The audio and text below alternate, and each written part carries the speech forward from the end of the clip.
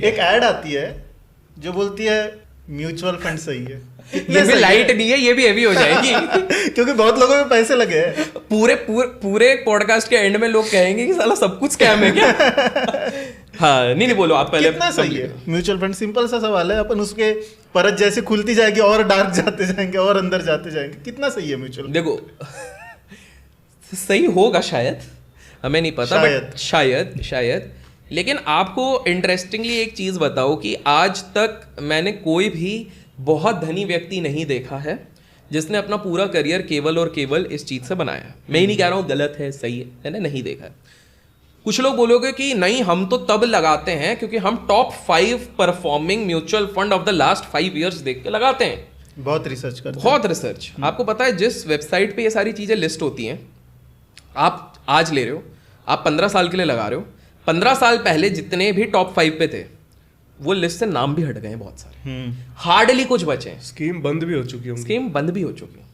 Scheme बंद हो चुकी है। स्कीम ही बोलते हैं, सही म्यूचुअल बोल फंड रहे ऐसी होती है। हैं, सही बोल रहे हैं। स्कीम होती है। एक तरीके से आप समझो जब बुल मार्केट होता है तो आप लोगों का ही पैसा लगा के ये चीज़ चलती है। उनके पास पैसा नहीं है, या आप लोगों का पैसा है वही चीज़ लगा के चल रही है। और ये आज से नहीं चालू है। तो हम थोड़ा पीछे चले जाते हैं। 76,000 करोड़ का म्यूचुअल फंड का स्कैम हो चुका है, वो भी 2000s में। 76,000 करोड़, समझ रहे हो ब्रेविटी कितना बड़ा है। तो 1963 में आरबीआई एक एस्टैब्लिश करती है एक बहुत बड़ी organisation, unit trust of India, जिसको हम कहते हैं यूटीआई। याद रखो मैं यूटीआई को स्कैम नहीं कह रहा हूं, लेकिन कुछ तो हुआ था। बढ़िया स्कीम है ये यूटीआई। क्यों ट्रस्ट? नाम क्या है? ट्रस्ट। वो सीरीज में ध्यान होगा द मोस्ट हमारे प्यारे हर्षद जी भी कुछ जो भी था, और बहुत क्लोज फ्रेंड थे उनके, शिष्य थे, नाम नहीं लेंगे।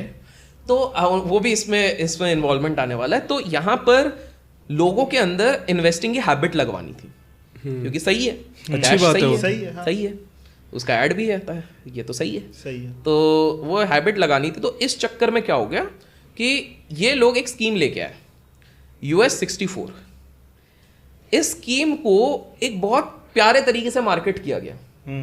क्या मार्केट किया गया कि आपको हर साल 28% का 28% का डिविडेंड मिलेगा। 28% डिविडेंड देने वाली कंपनी ने 76,000 करोड़ का स्कैम किया। कैसे? अब इस चीज को समझते हैं। इंटरेस्टिंग पड़ाव तब आया जब तक सब कुछ बढ़िया चल रहा है, तब तक 28% लोग को सब बढ़िया, क्लोज एंडेड प्लान था। क्लोज एंडेड मतलब आप पैसे एक लेवल तक आपको होल्ड करना पड़ेगा, आप निकाल नहीं सकते हो। अब अचानक से क्या हो गया, कुछ एनालिस्ट देखे कि भैया जिस साल कंपनी खुद 10% से नहीं बढ़ी है, उस साल भी 28% तक। ये कहां से हो रहा है? क्योंकि 2 चीजें उस समय की मैनेजमेंट ने झोल करे थे। पहली चीज थी, इन लोगों ने अकाउंटिंग प्रैक्टिसेस अपने हिसाब से चेंज कर ली, जो अपने कंफर्ट लेवल पे लगे। जो हमने बात करी ना, सीए लोग बहुत चीजें घुमा सकते हैं, हाथ में रहता है। मैं आप लोगों को बता दूं, दुनिया की एक one of the best companies है, वो भी गेस कर लेंगे, ऑडिटिंग कंपनी है, जो 10 साल से अपने टैक्स इतने प्यारे तरीके से बचा रही है। आप लोगों से भी शायद कम टैक्स भरती होगी वो, क्योंकि they have got the best CS, they have got the best auditors. अच्छा, अपन सीए की बात कर रहे थे तो मेरे को एक किस्सा याद आया। जीएसटी के बाद मोदी जी एक सभा लेते हैं, सभा ही बोल सकते हो उसको, सीएस की। और उसमें मोदी जी कहते हैं कि मैं आपको बताता हूँ कि आप में कितनी ताकत है, मेरे साइन से भी ज़्यादा आप लोगों की साइन में पावर है। तो समझ लीजिए कि सीए के पास कितनी पावर है। एक्चुअली में CS are very powerful. In fact हमारे देश की अगर बात करूँ तो हमारे देश के सबसे ज़्यादा पावरफुल अगर सीएस की मैं बात करूँ तो एक है कुमार मंगलम बिरला जी, दूसरे लेट राकेश झुनझुनवाला जी, और तीसरे हैं मोतीलाल ओसवाल जी। कहीं ना कहीं देश की इकोनॉमी भी जो चलाते हैं वो सीए ही चलाते हैं। टेक्निकली अगर देखा जाए, सारे बड़े से बड़े डिपार्टमेंट्स जाओगे, इकोनॉमिक फोरम्स जाओगे, तो सीएस रूल दैट। तो इस बात को हम डिनाई नहीं, बट प्रॉब्लम बस यही होती है कि वो हर फील्ड में होती है। वो तालाब की कुछ मछलियां, 2-3 गंदी मछलियां, फिर वो एक परसेप्शन क्रिएट कर देती है। जैसे वो अगर आप फेक बिल्स की भी बात करो तो वो सारे सीए नहीं करते हैं कि वो फेक जीएसटी और ये वाले, वो 1-2 जन करते हैं, बाकी आर वेरी ऑनेस्ट। वो अपने ओथ और वो सारी चीजों से वो फॉलो करते हैं, लेकिन वो 1-2 जन कर देते, उसके चक्कर में। हम बात उन्हीं की कर रहे हैं, हम सारी कम्युनिटी की बात नहीं कर रहे। एज अ कम्युनिटी, जैसे मैंने सीधे बताया, 3 सबसे पावरफुल हो गए, और in general they are actually good, but वही है, एक दो जन थोड़ा सा एक्स्ट्रा दिमाग लगा लेते हैं, उसके चक्कर में होता है। तो कमिंग बैक, गलत नहीं होती, लोग कुछ गलत एग्जैक्टली कुछ लोग गलत होते हैं। तो coming back to this thing, जो हम म्यूचुअल फंड का कर रहे थे, तो US 64 जो स्कीम हुई, यहाँ पर अब दो प्रॉब्लम थी। पहली प्रॉब्लम ये थी कि ये अपने अकाउंटिंग स्टैंडर्ड्स खुद ही सेट करते थे। जनरल जो सब फॉलो कर रहे हैं कंपनीज, उसको नहीं फॉलो करते थे, अपने हिसाब से, अपनी कन्वीनियंस के हिसाब से लगाते थे, स्मार्ट दिमाग लगा के। और दूसरा प्रॉब्लम था जो NAV, आपने सुना है, नेट एसेट वैल्यू जो कहते हैं म्यूचुअल फंड में, हम क्या देखते हैं NAV, हम क्या बोलते हैं कि अगर हमारा म्यूचुअल फंड अच्छा परफॉर्म कब कर रहा है, जब NAV ऊपर जा रहा है। उस समय पे मैनेजमेंट के हाथ पे था, अपने हिसाब से आप NAV दिखाओ।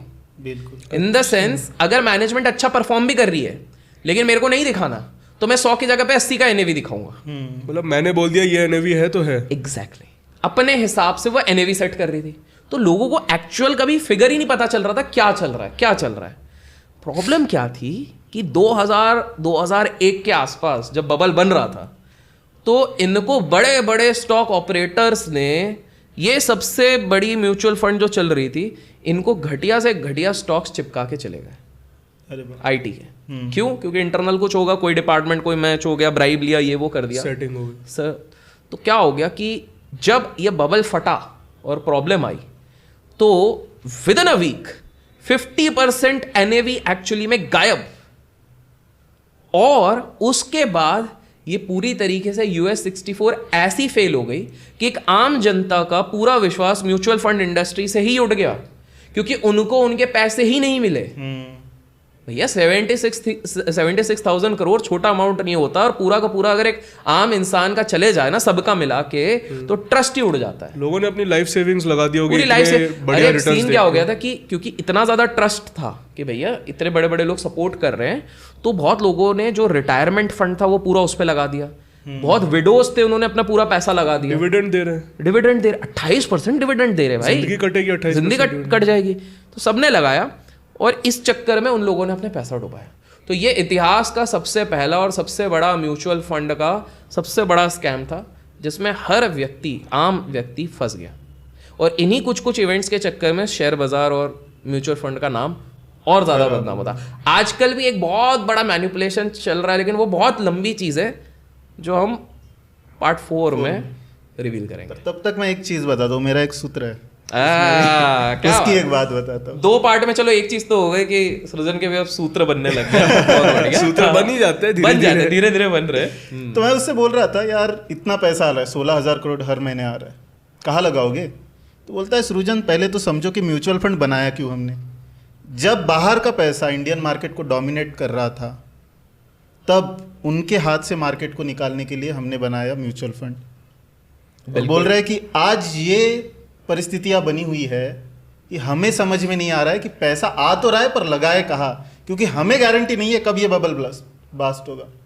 सब ना बस चल रहे हैं, फ्लो में चल रहे हैं। और म्यूचुअल फंड इंडस्ट्री का एक सबसे बड़ा, आपको एक इंटरेस्टिंग चीज बताता हूँ। म्यूचुअल फंड इंडस्ट्री में आप किसी भी म्यूचुअल फंड कैटेगरी में कोई से भी म्यूचुअल फंड को निकालो, 90% टाइम सबके कॉन्स्टिट्यूएंट सेम है। कंपनी अलग होंगे, AMC अलग होंगे, कॉन्स्टिट्यूएंट सेम है। वो सेम ही 8-10 स्टॉक पंप हुए जा रहे हैं। और उसी 8-10 स्टॉक को मैनेज करने के लिए उस मैनेजर को साल का 6 करोड़ रुपए, 8 करोड़ रुपए मिलता है। अब आप बोलोगे भैया ऐसा क्यों, वो लोग अपना दिमाग लगा के अलग क्यों नहीं ले रहे? कोई रिस्क नहीं लेना चाहता। रीजन ये है कि आप पब्लिक स्क्रूटनी में हो।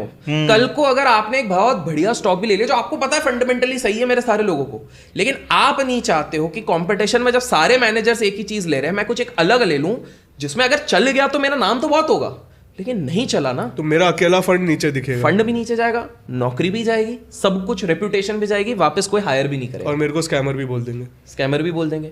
इसलिए वो बोलते कि भैया हर साल हमारे पूरे AUM का 1% कंपनी को आते जा रहा है, 1.5% आते जा रहा है, चलने फ्री का पैसा है, चलने दो। और लोग जाके चेक भी नहीं करेंगे कि 90% कॉन्स्टिट्यूएंट तो सेम है। अगर 90% कॉन्स्टिट्यूएंट सेम है तो इंडेक्स फंड में क्यों नहीं लगा लेते हो? सिंपल सी चीज, सबने सेम शेयर ले लिए, 1-2% ऊपर नीचे परफॉर्मेंस, तो उससे बेटर एक्सपेंस रेशियो तो कम दो। बिल्कुल, तो ये वाली चीज है। अगेन सेइंग म्यूचुअल फंड पूरी तरीके से गलत नहीं होता, लेकिन तो कुछ तरीके होते। इसका थोड़ा सा डिटेलिंग अपन अगले एपिसोड में बिल्कुल करेंगे। और जाते जाते ये भी बता देते हैं कि सही है करके स्टॉक मार्केट में तो पैसा लगा दिया है, अब नेक्स्ट जो स्ट्रेटजी होने वाली है वो मनी मार्केट में पैसा लगाने की है। ऐड आना शुरू हो गए, समझ जाइए। सृजन भाई के स्रोत बढ़ते जा रहे हैं वो ये बढ़िया बात है। बट हाँ, हाइब्रिड स्कीम्स, हाइब्रिड स्कीम्स, तो ये वाली चीज तो बिल्कुल हो। क्योंकि स्टॉक मार्केट कहीं ना कहीं सैचुरेट तो हो रहा है। हाँ, तभी तो लोग विदेशी बाजार और ये सब देखना शुरू कर रहे हैं। हाँ, ये वाली चीज तो है। और एक अदृश्य बाजार भी देखना स्टार्ट हो चुका है।